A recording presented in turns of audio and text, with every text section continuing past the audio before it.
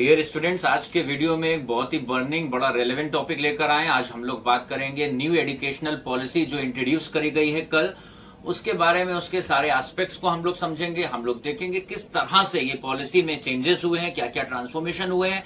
अगर आप एक स्कूल गोइंग किड हैं, या फिर आप एक कॉलेज गोइंग स्टूडेंट हैं, या आप एक प्रोफेशनल बनने की तैयारी कर रहे हैं, तो हर एक के लिए इसके क्या क्या डायमेंशंस है और किस किस तरह से ये हमारी रूटीन लाइफ को, हमारी प्रोफेशनल लाइफ को, हमारे एकेडमिक एनवायरनमेंट को, हमारे सोशल एनवायरनमेंट को चेंज करने जा रही है। चलिए शुरू करते हैं पॉइंट वाइज, और एक एक करके पॉइंट्स को हम लोग एनालाइज करेंगे। इस पूरी इकोनॉमिक पॉलिसी के साथ साथ जैसे एजुकेशनल पॉलिसी भी चेंज होती रहती है ओवर द टाइम, इस बार लंबे समय के बाद एक एजुकेशनल पॉलिसी में चेंज आया है, रिफॉर्म आया है। तो ये रिफॉर्म्स हमारे आने वाले यूथ को, इंडिया की डेमोग्राफी को कैसे इफेक्ट करने वाले हैं, पॉइंट वाइज हम लोग इसको समझते हैं। अभी तक जो हमारी एजुकेशन गवर्न होती थी वो एमएचआरडी, जिसको हम बोलते थे ministry for human resource development, आगे से अब इसका नाम हो जाएगा मिनिस्ट्री ऑफ एजुकेशन। तो एमएचआरडी जो था वो नाम अब एबॉलिश हो जाएगा और अब इसका नया नाम हो जाएगा एजुकेशन मिनिस्ट्री। सबसे पहली बात तो न्यू एजुकेशनल पॉलिसी की ये है।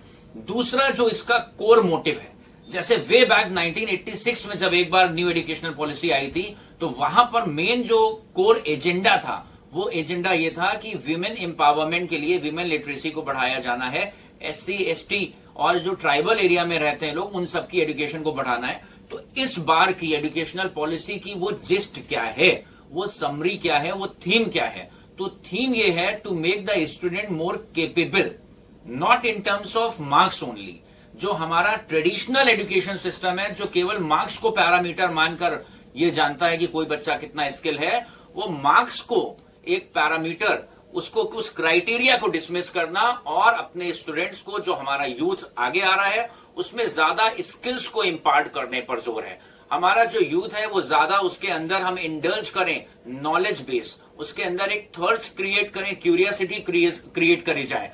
हम यहां पर चेक करें कि जो हमारे स्टूडेंट है वो बहुत क्यूरियस माइंड बन जाए, वो उसके अंदर पोटेंशियल, उसके अंदर स्किल डेवलप करा जाए, और मार्किंग के बेसिस पर किसी को जज करना ये एक सेकंड थॉट बन जाए। ये हमारी नई एजुकेशनल पॉलिसी की थीम है। चलिए, हमारे पास एक स्लाइड शो है, उस स्लाइड शो को हम आपके सामने ब्रीफ करते हुए चलते हैं। तो अभी हमारे पास पहला जो एजुकेशनल पॉलिसी में बड़ा फीचर आया है वो है more focus on competence instead of marks. Marks की जगह कॉम्पिटेंस डेवलप करने के ऊपर गवर्नमेंट का ज्यादा फोकस होगा। उसके बारे में ब्रॉड गाइडलाइंस क्या है वो धीरे धीरे आने वाले टाइम में गवर्नमेंट रिवील करेगी। नेक्स्ट बताया गया major reforms in higher education. बहुत मजे की बात है, जो बहुत ही बढ़िया यहां पर इंडियन एजुकेशन को ग्लोबल एजुकेशन के एट पार लाके खड़ा कर देगा। Multiple exit points.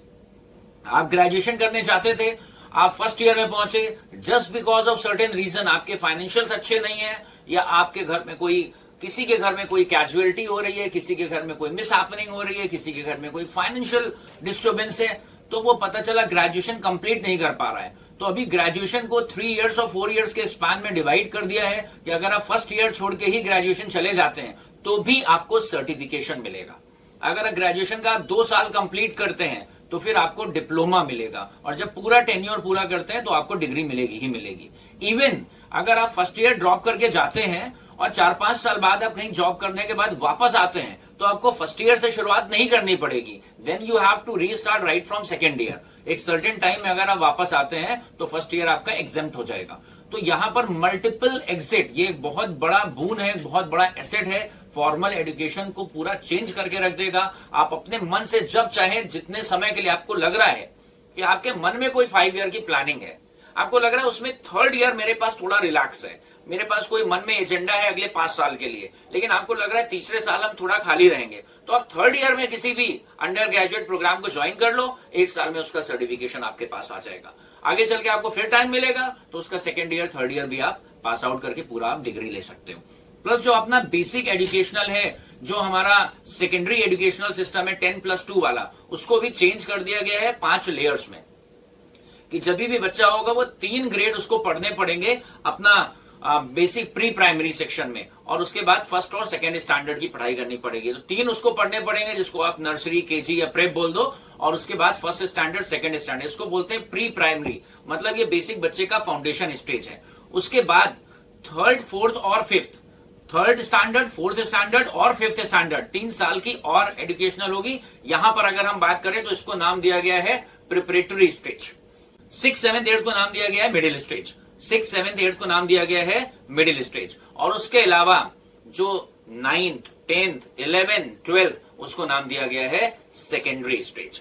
अब जो 9th 10th 11th 12th है जिसको सेकेंडरी स्टेज नाम दिया गया है, यहां पर स्कूल गोइंग किड्स के लिए बहुत जबरदस्त रिवोल्यूशनरी चेंज करा है जो आपके पूरी लाइफ को चेंज कर देगा। बहुत सारे स्टूडेंट ऐसे होते हैं जो म्यूजिक में पैशनेट हैं, बहुत सारे स्टूडेंट ऐसे होते हैं जो सिंगिंग में पैशनेट हैं, just because of their balance towards the studies and their extra curricular, they are not able to maintain a proper balance for a longer horizon।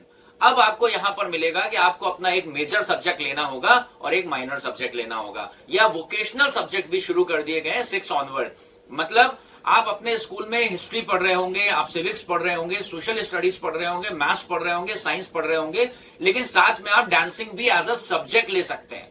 एक लेजिटिमेट सब्जेक्ट बनेगा, एक लीगल सब्जेक्ट बनेगा जो कि आपकी efficiency को certify करेगा। आपको लग रहा है कि आप मैथ्स पढ़ रहे हो, आपको लग रहा है कि आप साइंस पढ़ रहे हो, आप कॉमर्स पढ़ रहे हो, आप अकाउंट्स पढ़ रहे हो, आप इको पढ़ रहे हो, लेकिन आपका अगर मन है साथ में सोशल साइंस पढ़ने का तो आप साथ में उसको भी ले सकते हो। अगर आपको लग रहा है अकाउंट्स इकोनॉमिक्स पढ़ रहे हो, कॉमर्स पढ़ रहे हो, लेकिन आपका मन है कि नहीं मैं थोड़ा सा बायोलॉजी भी पढ़ना चाहता हूं, तो बायोलॉजी को भी आप as a minor subject opt कर सकते हो। तो इंटरडिसिप्लिन एजुकेशन को बढ़ाया गया है। बहुत सारे ऐसे बच्चे होते हैं जो कॉमर्स के स्टूडेंट हैं, लेकिन उनको कभी कभी दुनिया की प्रैक्टिकल फिजिक्स में मजा आता है कि ब्लैक होल थ्योरी क्या है, या अगर बात करें आइंस्टाइन का रूल क्या था, उनका लॉ क्या है, या उनका मन करता है ग्रेविटेशनल फोर्स के बारे में थोड़ा और एक्सप्लोर करें, लेकिन just because of their current syllabus they are very much occupied in their subjects, तो आप अपने मेन सब्जेक्ट्स के अलावा माइनर सब्जेक्ट भी ले सकते हैं, या वोकेशनल पेपर से बहुत सारे इंट्रोड्यूस हो रहे हैं जो आपका होलिस्टिक डेवलपमेंट करेगा। ये पेपर्स आपके होलिस्टिक डेवलपमेंट में जाकर आपकी बहुत मदद करने वाले हैं। चलिए आगे के कुछ पॉइंट्स हम लोग लेते हैं स्लाइड से। यहां बताया गया है कि जो हायर एजुकेशन के लिए एंट्रेंस एग्जाम्स होते हैं यूजी और पीजी लेवल पे, अब कोशिश करेगी गवर्नमेंट की वो पूरे इंडिया में यूनिफाइड हो जाए, और उसके लिए एक एग्जाम हुआ करेगा, नेशनल टेस्टिंग एजेंसी करवाएगी। इनफैक्ट हायर एजुकेशन की जो 2 बड़े इंस्टीट्यूट हैं, यूजीसी जो यूजुअली सारे कॉलेजेस और यूनिवर्सिटीज को गवर्न करती है, और एमबीए और बीटेक के कॉलेजेस के लिए, टेक्निकल एजुकेशन के लिए एआईसीटीई, तो यूजीसी और एआईसीटीई को मर्ज करके एक ऑर्गेनाइजेशन बना दिया जाएगा। इनफैक्ट पूरे इंडिया में मेडिकल और लीगल सेक्टर को अगर छोड़ दिया जाए, मेडिकल और लीगल सेक्टर को अगर छोड़ दिया जाए तो पूरे इंडिया के लिए एक एजुकेशनल रेगुलेटरी बॉडी बना दी जाएगी, सारे एजुकेशनल सिस्टम को वही रेगुलेट करेगी। इसके अलावा अगर हम बात करें यहां पर, तो ई कंटेंट वर्चुअल लैब्स के ऊपर गवर्नमेंट का फोकस है। गवर्नमेंट डिजिटल लर्निंग पे बहुत फोकस कर रही है। कोविड के दौरान जो ऑनलाइन एजुकेशन का सिस्टम इतना ज्यादा बढ़ा है, गवर्नमेंट इसको और बढ़ा रही है, और गवर्नमेंट यहां पर ई कंटेंट लैब्स एस्टैब्लिश कर रही है, वर्चुअल लैब्स एस्टैब्लिश कर रही है, और खास तौर पे गवर्नमेंट यहां स्टेट्स को गाइडलाइन दे रही है कि जो छोटे बच्चों की पढ़ाई है, स्पेशली 5 जो शुरू के 5 स्पेसेस हैं, जो शुरू के 5 ईयर्स हैं, वहां पर पढ़ाई के लिए गवर्नमेंट का यहां कहना है कि अगर ऐसा चाहे तो स्टेट गवर्नमेंट उन बच्चों को लोकल लैंग्वेज में भी स्कूलिंग दे सकती है, जिससे बच्चे लोकल लैंग्वेज में ज्यादा कॉम्पिटेंट हो जाएंगे, और जब उनकी समझ बढ़ जाएगी तो फिर किसी यूनिवर्सल लैंग्वेज पे, हिंदी या इंग्लिश पे आगे अपनी फॉर्मल एजुकेशन को वो बढ़ा सकते हैं। तो ये सारे पॉइंट्स, अगर सारे पॉइंट्स को समराइज करा जाए तो स्किल इंपार्टमेंट पे ज्यादा जोर है, मार्क्स ओरिएंटेड हम ना रहे, बच्चे के अंदर कॉम्पिटेंस डेवलप करी जाए, हायर एजुकेशन में मल्टीपल एग्जिट दिए जाए कि बच्चा ग्रेजुएशन के फर्स्ट ईयर छोड़ के ही जाए तो भी उसको सर्टिफिकेशन मिल जाए, कम से कम वो ब्लैंक ना रहे। इसके अलावा बच्चों को वोकेशनल कोर्सेज से ज्यादा इंटरेक्ट करवाया जाए कि बच्चे देख पाए कि अपने हॉबीज को भी वो एज अ करियर डेवलप कर सके अपार्ट फ्रॉम एकेडमिक्स, और वो मेजर और माइनर के कॉम्बिनेशन से चले कि अगर आपको अकाउंट्स बहुत अच्छी लग रही है और आपको इकोनॉमिक्स बहुत अच्छी लग रही है, लेकिन आपको ड्राइंग लेने का मन है, आपका स्केचिंग में मन है, तो आप ड्राइंग को भी एज अ माइनर सब्जेक्ट ले सकते हैं। अगर आपको लग रहा है फिजिक्स बहुत अच्छी है, केमिस्ट्री बहुत अच्छी है, लेकिन आपको लग रहा है एनिमेशन में कोई कोर्स करना चाह रहे हैं, तो एनिमेशन को भी आप अपना माइनर सब्जेक्ट बना सकते हैं, so that government may ensure there is holistic development of everybody. So this is all about this video on new educational policy. We'll catch you very soon with another video. Stay safe, stay healthy. God bless.